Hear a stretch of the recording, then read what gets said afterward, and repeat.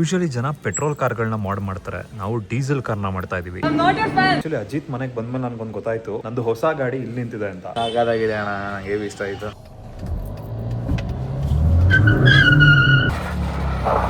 ಇವತ್ತು ಸುಮ್ನೆ ಹಂಗೆ ಕೂತು ಕ್ಯಾಲ್ಕುಲೇಟ್ ಮಾಡಿ ಎಷ್ಟು ದುಡ್ಡು ಖರ್ಚಾಗುತ್ತೆ ಅಂತ. ಲೈಫ್ ಅಲ್ಲಿ ಈ ಕಾರು ಗಾಡಿಗಳದ್ದು ಚಟ ಹತ್ಬಿಟ್ರೆ ಇವತ್ತು ನಾನು ನಾರ್ಮಲ್ ಆಗಿ ಕಾರು ಬೈಕ್ ರಿವ್ಯೂ ಮಾಡೋದ್ ಬಿಟ್ಟು ನನ್ನ ಲೈಫ್ ಅಲ್ಲಿ ನಾನು ಏನೇನ್ ಮಾಡ್ತಾ ಇದೀನಿ ಅಂತ ತೋರಿಸ್ತೀನಿ. ಇವತ್ತೇನ್ ಸ್ಪೆಷಲ್ ಅಂದ್ರೆ ಒಂದಷ್ಟು ಶಾಪಿಂಗ್ ಮಾಡಕ್ಕೆ ಬೆಂಗಳೂರಿಗೆ ಹೋಗ್ತಾ ಇರೋದು.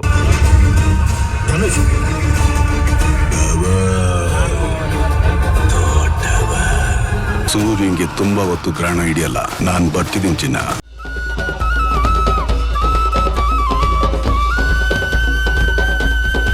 ಈಗ ರೀಸೆಂಟ್ ಆಗಿ ನಾನು ಒಂದು A-Service ಹೆಲ್ಮೆಟ್ ತಗೊಂಡೆ, ಆಫ್ ರೋಡ್ದು. ತೋರಿಸ್ತೀನಿ ರೀ, ನೋಡಿ ಏನ್ ಸಕ್ಕದಾಗಿದೆ ಅಂತ. ಇದಕ್ಕೆ ಮುಂದೆ ವೈಸರ್ ಬರೋದಿಲ್ಲ, ಎಕ್ಸ್ಟ್ರಾ ಒಂದು ನಾವೇ ಗಾಗಲ್ಸ್ ತಗೋಬೇಕು. ಇದಕ್ಕೆ ಆಲ್ಮೋಸ್ಟ್ 8,000 ರೂಪಾಯಿ ಆಯ್ತು. ನಿಮ್ಮಲ್ಲಿ ಸುಮಾರು ಜನಕ್ಕೆ ಗೊತ್ತಿಲ್ಲದೆ ಇರೋ ವಿಷಯ ಏನು ಅಂದ್ರೆ, ನನಗೆ ಏಪ್ರಿಲ್ ಅಲ್ಲಿ ಕ್ರಾಶ್ ಆಗಿತ್ತು. ಅವಾಗ ನಾನು ಹಾಕಿದ್ದ ಜಾಕೆಟ್ ಹೆಲ್ಮೆಟ್ ಎಲ್ಲ ಸ್ಕ್ರಾಪ್ ಆಯ್ತು ಗುರು. ಏನಾದ್ರು ಇದು ಹಾಕೊಂಡಿಲ್ಲ ಅಂದಿದ್ರೆ ಹೋಗ್ಬಿಟ್ಟಿರೋದು ಈ ಕಡೆ. ಇವಾಗ ಹೆಲ್ಮೆಟ್ ಮತ್ತೆ ಜಾಕೆಟ್ ನ ಹೊಸದಾಗಿ ತಗೋಬೇಕು. ನಮ್ಗೆ ಇವಾಗ ಅಜಿತ್ ಅವರು ಹೊಸ ಜಾಕೆಟ್ ಕೊಡಿಸ್ತಾರೆ. ಅದು ಒಂದು ಹೆಲ್ಮೆಟ್, ನಿಮ್ಗೊಂದು ನನಗೊಂದು ಹೆಲ್ಮೆಟ್, ನಮ್ಗೊಂದು ಕೊಡ್ತೀನಿ ಅಂತ ಹೇಳಿ ಅವ್ರಿಗೆ ಕೊಡ್ಸ್ಕೊಡೋಣ. ಇದು ನಾನು ಕ್ರಾಶ್ ಆದಾಗ ಹಾಳಾಗಿದ್ದ ಆಲ್ಪೈನ್ ಸ್ಟಾರ್ಸ್ ಜಾಕೆಟ್. ಇಷ್ಟು ದಿವಸ ಇದನ್ನ ರೀಪ್ಲೇಸ್ ಮಾಡಬೇಕು ಅಂತ ಐಡಿಯಾ ಇರಲಿಲ್ಲ. ಆದರೆ ನೆಕ್ಸ್ಟ್ ವೀಕಲ್ಲಿ ಹಾರ್ಲೆ ಡೇವಿಡ್ಸನ್ ಲಾಂಚ್ ಇವೆಂಟ್ ಇದೆ, ಸೊ ಅದಕ್ಕೆ ಹೋಗ್ತಾ ಇದ್ದೀನಿ ನಾನು. ಇವತ್ತು ನಾವು ಬೆಂಗಳೂರಿಗೆ ಹೋಗ್ತಾ ಇರೋದು ವರ್ನಾ ಅಲ್ಲಿ. ಆದರೆ ನೀವು ನಮ್ಮದು ಎಕ್ಸ್ಪಲ್ಸ್ ನೋಡಿರಲಿಲ್ಲ ಅಲ್ವಾ? ಫಸ್ಟ್ ಜನರೇಷನ್ ಎಕ್ಸ್ಪಲ್ಸ್ ಇವತ್ತು ಕುದುರೆ ಥರ ಓಡ್ತಿದೆ. ಸೊ ಇಲ್ಲಿ ನೀವೇನು ಖಾಲಿ ಜಾಗ ನೋಡ್ತಾ ಇದ್ದೀರಾ, ಇಲ್ಲಿ ಹೈಲೆಕ್ಸ್ ನಿಂತಿತ್ತು. ಇವಾಗ ಅದು ಒಂದು ಕಾರ್ ಪಾರ್ಟ್ಸ್ ತರಕ್ಕೆ ಇನ್ನೊಂದು ಕಡೆ ಹೋಗಿದೆ. ನಾನು ಓಡಿಸ್ಲಿಲ್ಲ ಅಂದ್ರೂ ಕಾರ್ಗಳಂತೂ ಓಡ್ತಿರುತ್ತೆ ಗುರು. ಆಹಾ, ಎಂತ ಬಿಸಿಲು. ಸೂರ್ಯ ಒಳ್ಳೇದಾಗ್ತದೆ ನಿನಗೆ. ಇನ್ನ ಈ ಕಾರ್ದು ಅಪ್ಡೇಟ್ ನೋಡೋದಾದ್ರೆ ನೋಡಿ, ಬಾಡಿ ಎಲ್ಲ ಡ್ಯಾಮೇಜ್ ಆಗಿತ್ತು. ಸೈಡ್ ಅಲ್ಲಿ ಟೆಂಪ್ರರಿ ಫಿಕ್ಸ್ ಮಾಡಿದೀನಿ. ಬಿಲ್ಡ್ ಇನ್ ಪ್ರೋಗ್ರೆಸ್ ಅಂತ ಕಾಣಿಸ್ತಿದ್ಯಾ? ಎಕ್ಸಾಕ್ಟ್ಲಿ. ಈ ಕಾರು ಆಲ್ಮೋಸ್ಟ್ 11 ವರ್ಷ ಆಗಿದೆ. ಯೂಶಲಿ ಜನ 10 ವರ್ಷ ಆದ್ಮೇಲೆ ಅವ್ರ ಕಾರ್ಗಳನ್ನ ಸೇಲ್ ಮಾಡಿ ಬೇರೆ ಕಾರ್ಗಳನ್ನ ತಗೋತಾರೆ. ಆದ್ರೆ ನನಗೇನ್ ಅನ್ಸಿತ್ತು ಅಂದ್ರೆ, ಏನಕ್ಕೆ ಈ ಕಾರ್ನ ಬಿಲ್ಡ್ ಮಾಡಬಾರ್ದು ಅಂತ. ಅನ್ಅಫಿಷಿಯಲ್ ಆಗಿ ಇವತ್ತಿಂದ ಈ ವರ್ನಾ ಕಾರ್ ಬಿಲ್ಡ್ ಸೀರೀಸ್ ನ ಸ್ಟಾರ್ಟ್ ಮಾಡ್ತಾ ಇದೀನಿ. ನೆಕ್ಸ್ಟ್ ಎಪಿಸೋಡ್ ಯಾವಾಗ ಬರುತ್ತೆ ಅಂತ ಗೊತ್ತಿಲ್ಲ. ಸುಮಾರು ಜನ ಕಾಮೆಂಟ್ ಸೆಕ್ಷನ್ ಅಲ್ಲಿ ಹಾಕ್ತಿರ್ತೀರಾ ಹೋಮ್ ಟೂರ್ ಮಾಡಿ ಅಂತ. ಹೋಮ್ ಟೂರ್ ಎಲ್ಲ ಸದ್ಯಕ್ಕೆ ಮಾಡಲ್ಲ, ಬಟ್ ಹೊರಗಡೆಯಿಂದ ನಮ್ಮ ಮನೆ ತೋರಿಸ್ತೀನಿ ನೋಡಿ. ಇಲ್ಲಿ ಮನೆ ನೋಡಿ, ಇವನೇನು ರಿಚ್ ಕಿಡ್ ಒಳ್ಳೊಳ್ಳೆ ಗಾಡಿ ಕಾರ್ಗಳನ್ನ ಡೈಲಿ ಓಡಿಸ್ತಾನೆ ಅನ್ಕೊಂಡಿದ್ದೀರಾ?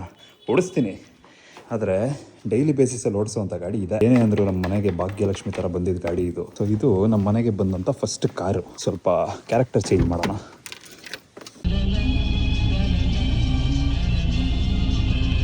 ಒಂದಷ್ಟು ಜನ ಇರ್ತಾರೆ, ನೀವ್ ಏನೇ ಮಾಡಿದ್ರು ಅದರಲ್ಲಿ ತಪ್ಪು ಹುಡ್ಕೋಂತವ್ರು. ಈಗ ನನ್ನ ಎಕ್ಸಾಂಪಲ್ ತಗೊಳ್ಳಿ. ಇನಿಷಿಯಲ್ ಡೇಸ್ ಅಲ್ಲಿ ನಾನು ಯೂಟ್ಯೂಬ್ ಮಾಡ್ತಾ ಇದ್ದೆ. ಶೋರೂಮ್ ಅಲ್ಲಿ ಹೋಗಿ ಗಾಡಿ ರಿವ್ಯೂಗಳು ಮಾಡ್ತಾ ಇದ್ದೆ, ಸಣ್ಣ ಪುಟ್ಟ ಗಾಡಿಗಳು ತಗೋತಾ ಇದ್ದೆ. ಅವಾಗ ಒಂದು ಕಾಮೆಂಟ್ ಮಾಡಿದ್ರು, ನನ್ನ ಹತ್ರ ಇರೋಂತ ಗಾಡಿಗಳನ್ನ ಇವನ್ ಕೈಲಿ ಅಫೋರ್ಡ್ ಮಾಡಕ್ ಆಗೋದಿಲ್ಲ, ಇವ್ನ್ ಶೋರೂಮ್ಗೆ ಹೋದ್ರೆ ಇವ್ನ ಮುಖಕ್ಕೆ ಕೊಟೇಶನ್ ಕೊಡೋದಿಲ್ಲ ಅಂತ. ಇವತ್ತು ಕೊಟೇಶನ್ ಬೇಡ ಗುರು ಗಾಡಿಗಳು ತಗೊಳೋದಕ್ಕೆ. ಆದ್ರೆ ಪ್ರಾಬ್ಲಮ್ ಏನು ಅಂದ್ರೆ, ಇವಾಗ ಬೇರೆ ತರ ಉರಿಯೋರಿಗೆ ಗಾಡಿಗಳನ್ನ ತೆಗೆದು ಇಟ್ಕೋತಾನೆ, ಆದ್ರೆ ಓಡಿಸೋದಿಲ್ಲ ಅಂತ. ಇದನ್ನೆಲ್ಲ ನಾನು ಏನಕ್ಕೆ ಕೇಳ್ತಾ ಇದೀನಿ ಅಂದ್ರೆ, ನಿಮ್ ಲೈಫ್ ಅಲ್ಲೂ ಈ ತರ ಒಂದಷ್ಟು ಜನ ಇರ್ತಾರೆ. ಬಿದ್ರು ಮಾತಾಡ್ತಾರೆ, ಎದ್ರು ಮಾತಾಡ್ತಾರೆ, ಗೆದ್ರು ಮಾತಾಡ್ತಾರೆ. ಅಂತವ್ರನ್ನೆಲ್ಲ ನೀವು ಈ ಸ್ನಾನ ಮಾಡ್ಬೇಕಾದ್ರೆ ಉದ್ರೋಗುತ್ತಲ್ಲ ಕೂದ್ಲು, ಆ ತರ ಕನ್ಸಿಡರ್ ಮಾಡ್ಬೇಕು. ಈ ಊರ್ ಬಿಟ್ಟು ಎಲ್ಲರೂ ದೂರ ಹೊರಟೋಗೋಣ ಕಂಡ್ರು, ತಲೆ ಕೆಟ್ಟೋಗಿ. ಜೈ ಶ್ರೀರಾಮ್. ಡೀಸೆಲ್ ನಮ್ಮ ಹತ್ರ ಇರೋ ಕಾರ್ಗಳಿಗೆ ಡೀಸೆಲ್, ಪೆಟ್ರೋಲು, ಇನ್ಶೂರೆನ್ಸ್, ಪಾರ್ಟ್ಸ್ ಇದನ್ನೆಲ್ಲ ಹಾಕೋಷ್ಟ್ರಲ್ಲೇ ಬೇಜಾನ್ ಖರ್ಚಾಗ್ಬಿಡುತ್ತೆ. ನಗಕ್ಕಾಗ್ದೆ, ಅಳಕ್ಕಾಗ್ದೆ, ಬಾಳಕ್ಕಾಗ್ದೆ, ಸಾಯಕ್ಕಾಗ್ದೆ.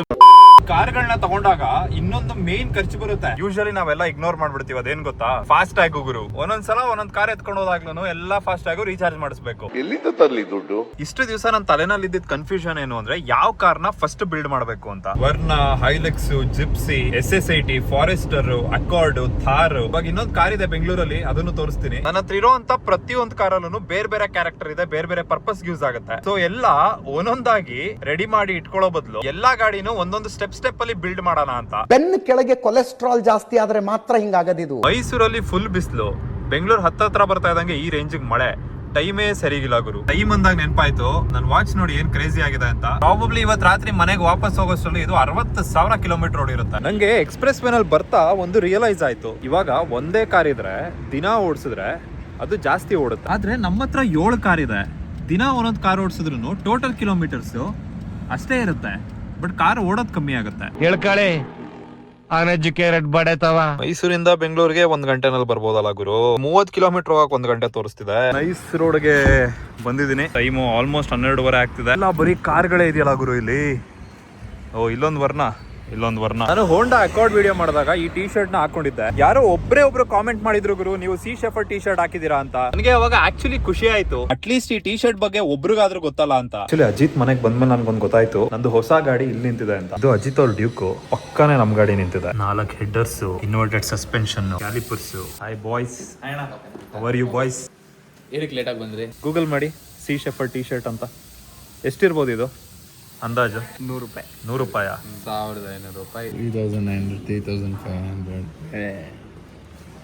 ಫಸ್ಟ್ ಕಾಪಿ ಕೊಡಿಸ್ತೀನಿ. ಫಸ್ಟ್ ಕಾಪಿ ಬಟ್ಟೆ ಹಾಕೋದ್ರಲ್ಲಿ ಏನು ಪ್ರಾಬ್ಲಮ್ ಇಲ್ಲ, ಆದ್ರೆ ರೈಡಿಂಗ್ ಗೇರ್ಸ್ ಯಾವಾಗ್ಲೂ ಒರಿಜಿನಲ್ ಇರಬೇಕು. ಅದಕ್ಕೋಸ್ಕರ ನಾವಿವತ್ತು ಆರ್ಟಿ ನಗರ್ ಅಲ್ಲಿ ಇರುವಂತ ಹೌಸ್ ಆಫ್ ಮಷೀನ್ಸ್ ಗೆ ಬಂದಿದೀವಿ. ಇಲ್ಲಿ ಮೇಜರ್ ಆಗಿ KYT ಹೆಲ್ಮೆಟ್ ಸಿಗುತ್ತೆ, ಜೊತೆಗೆ ಒರಿಜಿನಲ್ ಆಲ್ಪೈನ್ ಸ್ಟಾರ್ ಜಾಕೆಟ್ ಗಳು ಸಿಗುತ್ತೆ. KYT ಅಲ್ಲಿ ಒಂದು ಹೆಲ್ಮೆಟ್ ನೋಡಿದೆ ಗುರು, ಸೈಕ್ ಆಗಿತ್ತು. ರೇಟ್ ಬಂದು 15,000. ಇದು ಟಿಂಟೆಡ್ ವೈಸರ್ ಬೇಕು ಅಂದ್ರೆ ಎಷ್ಟಾಗುತ್ತೆ? Tinted visor ಎರಡಿದೆ. So in case you want clear or dark smoke, that is 1350. Iridium colors ಬೇಕಂದ್ರೆ 1950 ಆಗುತ್ತೆ.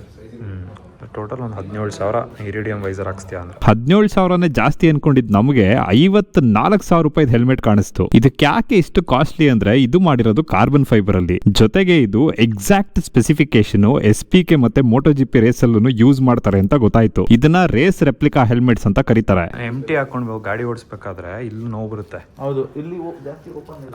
ಬಟ್ KYT ಹಾಕೊಂಡಾಗ ನಿನ್ಗೆ ಅಷ್ಟು ವೆಯ್ಟ್ ಅನ್ಸೋದಿಲ್ಲ. ಆಲ್ಪೈನ್ ಸ್ಟಾರ್ ಅಲ್ಲಿ ಒಂದು ಜಾಕೆಟ್ ಸೆಲೆಕ್ಟ್ ಮಾಡಿದೆ, ಜೊತೆಗೆ KYT ಅಲ್ಲಿ 3 ಹೆಲ್ಮೆಟ್ ಸೆಲೆಕ್ಟ್ ಮಾಡಿದೆ. ಇದಿಷ್ಟು ಸೈಜ್ ಇರ್ಲಿಲ್ಲ, ಸೊ ನೆಕ್ಸ್ಟ್ ಮಂಡೇ ಪಿಕ್ ಮಾಡ್ಕೋತೀವಿ. ನಾವಿವಾಗ ಹೌಸ್ ಆಫ್ ಮಷೀನ್ ಆರ್ಟಿ ನಗರದಲ್ಲಿ ಒಂದಷ್ಟು ಪ್ರಾಡಕ್ಟ್ ಗಳನ್ನ ಆರ್ಡರ್ ಮಾಡಿದೀವಿ. ಇವಾಗ ರೇಸ್ ಡೈನಾಮಿಕ್ಸ್ ಹತ್ರ ಹೋಗೋಣ. ನಂಗೆ ಹಂಗೆ ಅನ್ಸೋದು, ಹೊಸ ಕಾರ್ಗಳನ್ನ ತಗೊಳ್ಳೋ ಬದಲು ಹಳೆ ಕಾರ್ಗಳನ್ನ ಪೊಟೆನ್ಶಿಯಲ್ ಯೂಸ್ ಮಾಡಿ ಅಪ್ಗ್ರೇಡ್ ಮಾಡೋದು ಬೆಟರ್. ಬಟ್ ನಾನು ಐಲೆಕ್ಸ್ ನನ್ನ ಪೊಟೆನ್ಶಿಯಲ್ ಯೂಸೇ ಮಾಡ್ತಾ ಇಲ್ವಲ್ಲ.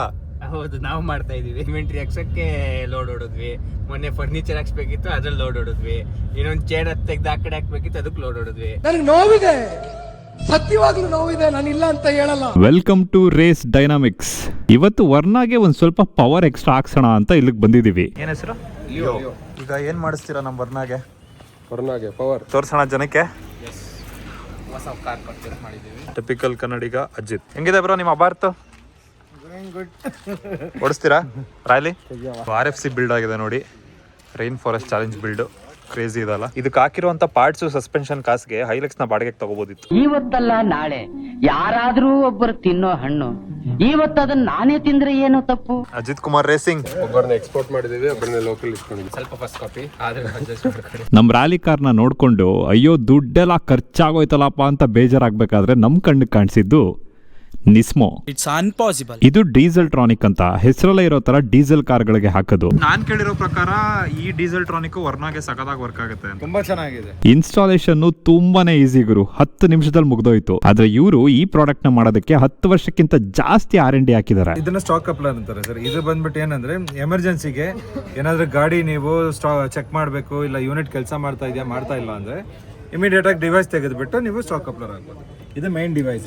This is the main brain. ಇವಾಗ ಗೇನ್ ಅಂದ್ರೆ ನಿಮಗೆ up to 22 bhp more with 46 Nm torque increase. ಇದಕ್ಕಿಂತ ಡ್ಯೂಯಲ್ ಚಾನಲ್ ಅಂತ ಒಂದು ಬರುತ್ತೆ, ಅದು ಬಂದ್ಬಿಟ್ಟು ನಿಮಗೆ ಒಂದು 2 bhp ಜಾಸ್ತಿ ಇರುತ್ತೆ. 22 ಇಂದ 24 bhp more with 48 Nm torque increase ಇರುತ್ತೆ.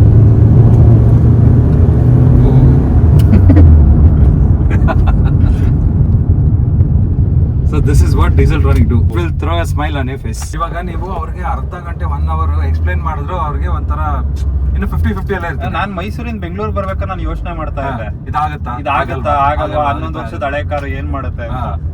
ಬಟ್ ಇನ್ಸ್ಟಾಲ್ ಮಾಡಿ ಒಂದು 5 ನಿಮಿಷ ಒಂದು ಸ್ಟ್ರೆಚ್ ಹೊಡೆದ್ರೆ ಗೊತ್ತಾಗ್ಬಿಡುತ್ತೆ ಫೀಲ್. ಪ್ರಪಂಚ ತಲೆಕೆಳಗಾರು ಸರಿ, ಇವತ್ತು ರಾತ್ರಿ ಅವಳು ನಂಗೆ ಬೇಕು. ನಿನ್ ತಮ್ಮನ್ಗ ಅದು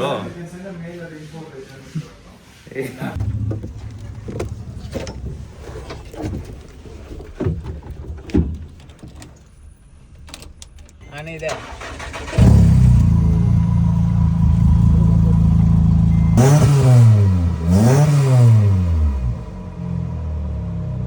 ಲೈಫಲ್ಲಿ ಈ ತರ ಚಾನ್ಸ್ ಒಂದೇ ಸಲ ಸಿಗೋದು ಗುರು. Nissan RB32 engine. ಇದರಲ್ಲಿ ಕಂಪನಿಯಿಂದಾನೆ ಟ್ವಿನ್ ಟರ್ಬೋ ಬಂದಿದೆ. The epitome of JDM cars ಇದು.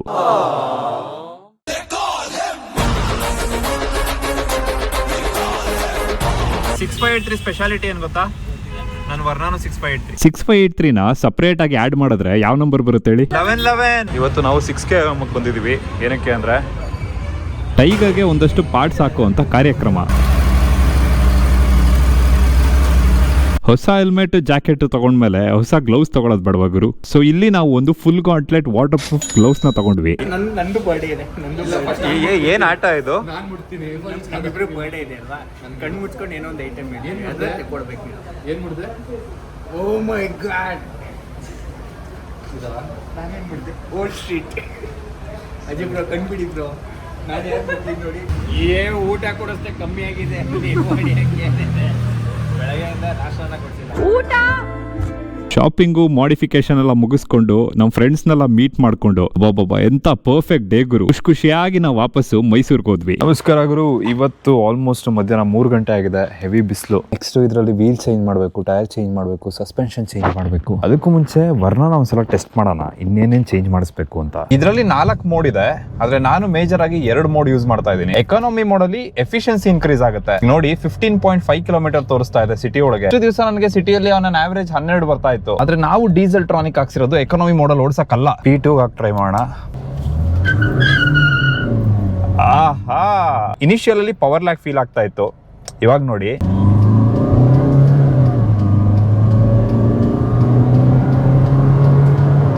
ಫ್ಲೈಟ್ ಅದು ಹಾರ್ತು. ಕಾರ್ ಮಾಡಿಫಿಕೇಶನ್ ಮಾಡಿಸೋದು ಹೊರಗಡೆ ಹಾಕಿರುವಂತ ಫ್ಲಾಶಿ ಬಟ್ಟೆ ತರ ಇರಬಾರದು, ಒಳಗಡೆ ಹಾಕಿರುವಂತ ಎಕ್ಸ್ಪೆನ್ಸಿವ್ ಅಂಡರ್ವೇರ್ ತರ ಇರಬೇಕು. ಯಾರಿಗೂ ಗೊತ್ತಾಗಬಾರದು ಗುರು ಕಾರಲ್ಲಿ ಎಷ್ಟು ಪರ್ಫಾರ್ಮೆನ್ಸ್ ಇದೆ ಅಂತ. ಆದ್ರೆ ಒಳಗೆ ಅದು ಎಷ್ಟು ಚೆನ್ನಾಗಿ ಫೀಲ್ ಆಗ್ತಿದೆ ಅನ್ನೋದು ನಿಮಗ್ ಮಾತ್ರ ಗೊತ್ತಿರಬೇಕು. ಕೆಟ್ಟದ್ದು ಅನ್ನೋದು ಹೇಳೋ ಬಾಯಲ್ಲಿರಲ್ಲ, ಕೇಳೋ ಕಿವಿಲಿರಲ್ಲ, ಅರ್ಥ ಮಾಡ್ಕೊಳ್ಳೋ ಮನ್ಸಲ್ಲಿರುತ್ತೆ. ಪರ್ಫಾರ್ಮೆನ್ಸ್ ಅಪ್ಗ್ರೇಡ್ ಮಾಡಿರೋದ್ರಿಂದ ಹೆವಿ ಖುಷಿ ಇದೆ, ಗಾಡಿ ಹೆವಿ ನುಗ್ತಿದೆ. ಆದ್ರೆ ಪ್ರಾಬ್ಲಮ್ ಏನು ಅಂದ್ರೆ ಇದ್ರಲ್ಲಿರುವಂತ ಬ್ರೇಕ್ ಇವಾಗ ನನಗೆ ತುಂಬಾ ವೀಕ್ ಅನಿಸ್ತಿದೆ. ಸೊ ನೆಕ್ಸ್ಟ್ ಅಪ್ಗ್ರೇಡ್ ಏನಾದ್ರು ಮಾಡಿದ್ರೆ ಇದಕ್ಕೆ ಪ್ರಾಬಬ್ಲಿ ಬ್ರೇಕ್ ಸಸ್ಪೆನ್ಷನ್ ಮಾಡಬೇಕು. ಖತಮ್. RX ಬುಲೆಟ್ ನಿಮ್ಮ ಮನೇಲಿ ಇದೆಯಾ? ಎಲ್ಲ ನಮ್ಮ ಮನೇಲೇ ಇದೆ. ನಿಮ್ಮ ಮನೇಲಿ ಒಂದು ಗಾಡಿ ಇದೆ. TBR ಅದು ನಮ್ಮ ಮನೇಲೇ ಇದೆ. ಚಿಕ್ಕಮಂಗ್ಳೂರಲ್ಲಿ 2 ಕಾರ್ ಇದೆ. ನನ್ನ ಬೈಕಲ್ಲಿ ಇದೆ, ಅದು ನಮ್ಮ ಮನೇಲೇ ಇದೆ. ಏನ್ ಅರ್ಥವೇ ಆಗ್ತಿಲ್ವೇ ಈ ಕೇಸು? ಬೇರೆಯವರೆಲ್ಲ ಅವಾಗ ಗಾಡಿ ಕಾರ್ಗಳು ಚೇಂಜ್ ಮಾಡಿ ಅವ್ರದ್ದು ಯಾವ್ದು ಅಂತ ಜನಕ್ಕೆ ಕನ್ಫ್ಯೂಷನ್. ನಮ್ ಕೇಸಲ್ಲಿ ನಮಗೆ ಕನ್ಫ್ಯೂಷನ್, ನಮ್ಮ ಹೆಸರಲ್ಲಿ ಯಾವ ಕಾರು ಗಾಡಿಗಳಿದೆ ಅಂತ. ಲೆಕ್ಕದ ಬಗ್ಗೆ ಚಿಂತೆ ಮಾಡಬೇಡಿ, ನಾಳೆಯಿಂದಲೇ ಒಂದು ರಿಜಿಸ್ಟರ್ ಇಡ್ತೀವಿ.